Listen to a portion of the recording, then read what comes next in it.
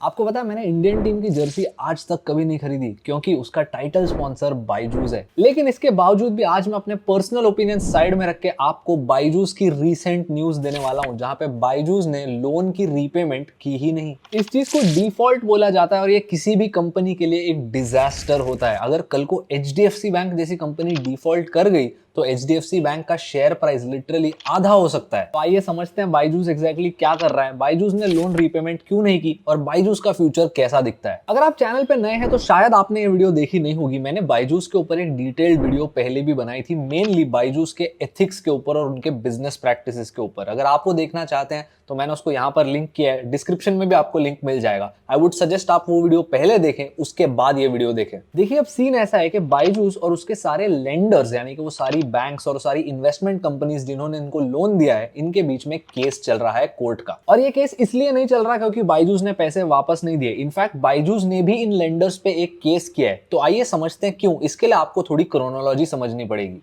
आप क्रोनोलॉजी समझ लीजिए। अब हुआ यह था कि नवंबर 2021 में बायजूस ने 1.2 बिलियन डॉलर्स का एक लोन रेज किया था। अब ये जो लोन था ये बायजूस को किसी एक बैंक ने नहीं दिया। 1.2 बिलियन डॉलर से बहुत बड़ी अमाउंट होती है और कोई बैंक नहीं चाहती कि वो अपना इतना सारा कैपिटल एक कंपनी पे रिस्क कर दे, स्पेशली बायजूस जैसी कंपनी पे। इनफैक्ट बैंक्स का तो पता नहीं, लेकिन चलो यहाँ पे एक पर्सनल ओपिनियन दे देता हूँ। अगर बायजूस मुझसे लोन मांगने आती है, मैं उनको 1000 रुपए भी नहीं देने वाला। बायजूस से अच्छा मैं अपने दोस्तों को लोन दे दूं, बिकॉज मुझे पता है दोनों केसेस में पैसे वापस आने का चांस बहुत कम है, लेकिन मेरे दोस्तों के केस में उनके साथ हैंग आउट करने में मजा आता है। एनीवे कहानी पर फिर आते हैं। ये जो लोन था वो एक सिंडिकेटेड लोन था। एक सिंडिकेटेड लोन मतलब multiple banks, investment companies, hedge funds ये साथ में आकर लोन देते हैं। अब जैसा कि मैंने कहा क्रोनोलॉजी बहुत इंपॉर्टेंट है। ये लोन लिया था नवंबर 2021 में। अब एक मिनट के लिए फ्लैशबैक में जाइए। नवंबर 2021 में मार्केट सेंटिमेंट कैसी थी जरा याद कीजिए। स्टॉक मार्केट हर रोज नए हाईज छू रहा था, क्रिप्टो मार्केट फट रहा था। हमको लग रहा था कि यार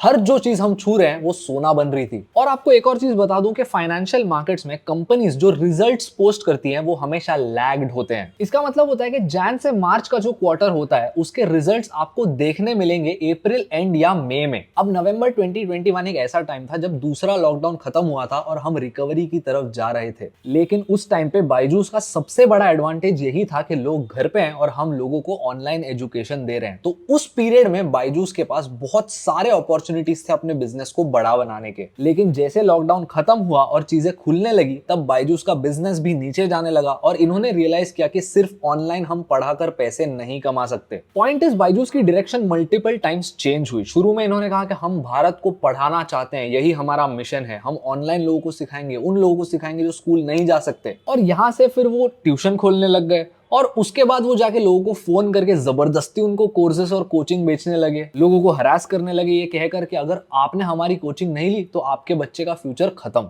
एनीवे इन सारी चीजों को मैंने उस पहले वाले वीडियो में डिटेल में कवर किया है तो वहां पर मैं नहीं जाऊंगा। लेकिन अब लोन की कहानी पर आगे बढ़ते हैं। अब देखिए कभी भी कोई लोन जब एक बिजनेस लेता है तो उस लोन की एक अग्रीमेंट बनती है और उस अग्रीमेंट में कुछ चीजें होती है जिनको हम कवेनेंट्स बोलते हैं। एक कवेनेंट पॉजिटिव हो सकता है या नेगेटिव भी, दोनों की एग्जांपल देता हूं। पॉजिटिव मतलब आप इस लोन अग्रीमेंट के तहत 15 तारीख तक हर पेमेंट टाइम से कर देंगे, और नेगेटिव मतलब आपने हमसे जो लोन लिया है ये रीपे होने तक आप दूसरे किसी से लोन नहीं लेंगे। बोलने का मतलब यह है कि पॉजिटिव कवेनेंट आपको एक रूल बताता है और नेगेटिव कवेनेंट आपको कोई चीज करने से रोकता है। अब देखिए लोन अग्रीमेंट का फंडा बहुत सिंपल होता है। अगर आपने पैसे टाइम पर वापस नहीं दिए तो उसको डिफॉल्ट माना जाता है, लेकिन अगर आपने कोई भी दूसरा कवेनेंट वायलेट किया तो इसको टेक्निकल डिफॉल्ट माना जाता है। मतलब मान लो आपने और मैंने एक लोन अग्रीमेंट की, मैंने आपको 1000 रुपए का लोन दिया और मैंने आपसे कहा कि महीने के 7 तारीख को आपने मुझे फोन करना है और मेरे साथ थोड़ी गप्पे लड़ानी है, और अगर आपने ऐसा नहीं किया तो मैं आपको एक टेक्निकल डिफॉल्टर बोलूंगा। और टेक्निकल डिफॉल्ट के टर्म्स एंड कंडीशंस के अंडर ये भी चीज की जा सकती है कि मैं आपसे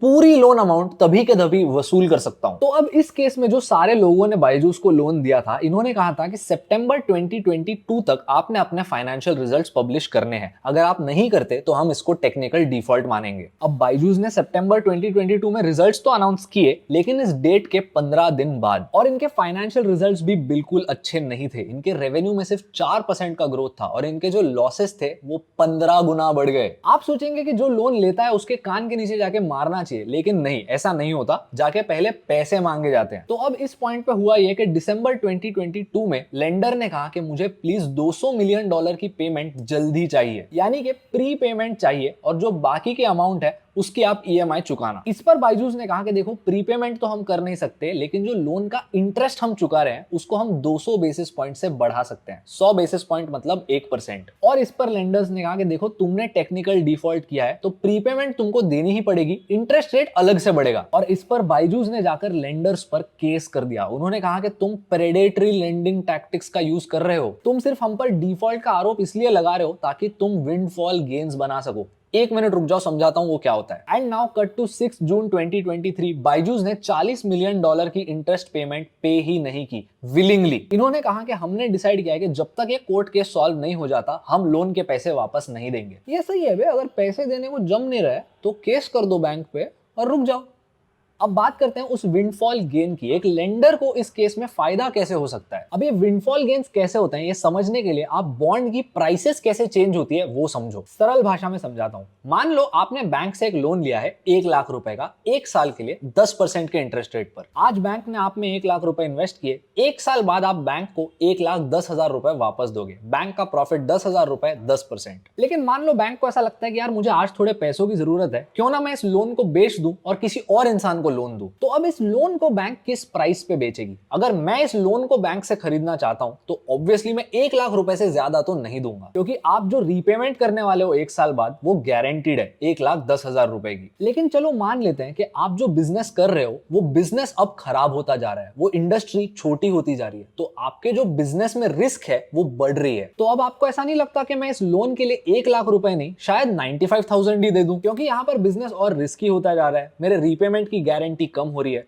तो मैं बैंक को बोलूंगा यार 10% इंटरेस्ट रेट कम है, अगर तुम आज मुझे ये लोन बेचना चाहते हो तो मैं तुम्हें सिर्फ 95,000 दूंगा, और आप जो रीपेमेंट कल करोगे वो 1,10,000 की होगी, तो मेरा टोटल प्रॉफिट 15.7% का होगा, ना कि 10% का। लेकिन अब मान लेते हैं कि मैं हरामी हूं, आपका बिजनेस एकदम सेफ है, आपकी इंडस्ट्री भी एकदम सेफ है, ये मैं जानता हूं। मैं सिर्फ बैंक को आके कन्विंस करता हूं कि यार ये जो बिजनेस है ना बकवास है, डूबने वाला है, आप एक काम करो ये लोन मुझे बेच दो सिर्फ 90,000 में। तो यहाँ पर मैं क्या कर रहा हूँ, मैं अफवाहें फैला रहा हूँ ताकि आपका जो डेट है वो मुझे एक चीप वैल्यूएशन पर मिले। बोलने का ये मतलब है कि बायजूस ने अपने लेंडर्स पर यही चीज करने का आरोप लगाया है। बायजूस का ये कहना है कि हमारा एक लेंडर है रेडवुड नाम का, वो इस केस में इसलिए भाग ले रहा है ताकि हमारे लोन की वैल्यू नीचे आ जाए, और जब वो नीचे आती है तब वो इस लोन को और ज्यादा क्वांटिटी में खरीदेगा ताकि उसका प्रॉफिट ज्यादा हो। लॉन्ग स्टोरी शॉर्ट, बायजूस कह रहा है कि ये सिर्फ मैनिपुलेशन और मेलिशियस प्रोसिक्यूशन है, मतलब खुद के फायदे के लिए किसी पर केस करना। लेकिन यार कंक्लूजन क्या है, बायजूस का आगे क्या होने वाला है? क्या ये अंत है, अभी खत्म हो रहा है? देखो इन माय ओपिनियन ये अंत की शुरुआत है। देखिए किसी भी कंपनी के लिए फाइनेंशियल ट्रबल्स डिफॉल्ट से ही शुरू होते हैं, चाहे वो डिफॉल्ट एक्चुअल हो या टेक्निकल, डिफॉल्ट होता है। एक बार आप डिफॉल्ट कर गए तो ग्लोबल मार्केट में आपकी जो रेप्यूटेशन होती है उस पर बहुत ज्यादा इंपैक्ट पड़ता है।